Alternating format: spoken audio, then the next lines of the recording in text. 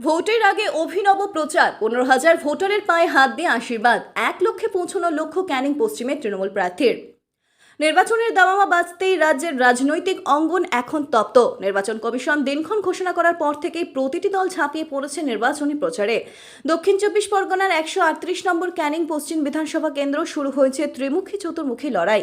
শাসক দল তৃণমূল কংগ্রেস, বিরোধী বিজেপি, কংগ্রেস, আইএসএফ, এসইউসিআই সবাই নিজেদের কৌশল নিয়ে মাঠে নামলেও এই কেন্দ্রের তৃণমূল প্রার্থী পরেশ রামদাস নিজের ব্যতিক্রমী প্রচার পদ্ধতির জন্য ইতিমধ্যেই আলোচনার কেন্দ্রবিন্দুতে উঠে এসেছেন।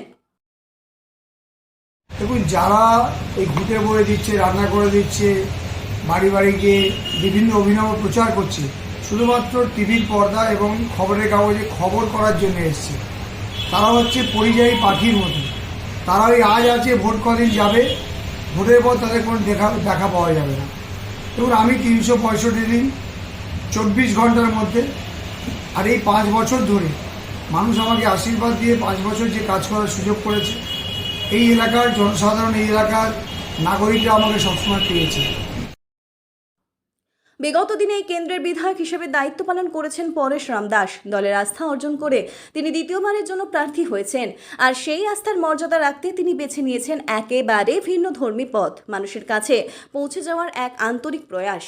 সভা, মিছিল বা প্রচারের প্রচলিত ধারা থেকে বেরিয়ে এসে তিনি এখন প্রতিটি পঞ্চায়েত, প্রতিটি বুথ এবং প্রতিটি পরিবারের দরজায় কড়া নাড়ছেন। তবে শুধু প্রচারেই সীমাবদ্ধ থাকছেন না তিনি, এলাকার প্রবীণ ভোটারদের সামনে গিয়ে পায়ে হাত দিয়ে প্রণাম জানিয়ে তাদের আশীর্বাদ নিচ্ছেন। তার এই উদ্যোগ শুধু রাজনৈতিক প্রচার নয়, বরং এক ধরনের আবেগঘন সংযোগ তৈরি করছে সাধারণ মানুষের সঙ্গে। এই এলাকার জনসাধারণ, এই এলাকার নাগরিকরা আমাকে সবসময় পেয়েছে। আমি মানুষের হৃদয়ে থাকতে চাই, হৃদয়ের মানুষের আশীর্বাদ নিয়ে আমি এগোতে চাই এবং এই নিয়েই কাজ করি। আমি মানুষের পায়ে প্রণাম করে আমি আমার যাত্রা শুরু করেছিলাম, সেই জীবনের প্রথম যখন মেম্বার হয়ে দাঁড়িয়েছিলাম, আর আমি শেষ দিন পর্যন্ত মানুষের পায়ের কাছে, মানুষের ধুলোমাখা পা, আমার মা ও বাবা, তাদের ধুলোমাখা পায়ে আমার হাত দিয়ে স্পর্শ করে তার যে আশীর্বাদ, তার যে ভালোবাসা, আমি এখানেই থেকে প্রচারটা শুনতেছি। ইতিমধ্যেই প্রায় 15,000 বৃদ্ধ বৃদ্ধার পায়ে হাত দিয়ে আশীর্বাদ নিয়েছেন বলেই দাবি করেছেন তিনি। তার লক্ষ্য এই সংখ্যা 1 লক্ষে পৌঁছে দেওয়া। পরেশরাম দাসের কথায়, আমি সবসময় মানুষের পাশে থেকেছি।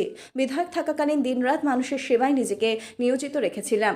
এবারও সেই বিশ্বাস নিয়েই মানুষের দুয়ারে যাচ্ছি।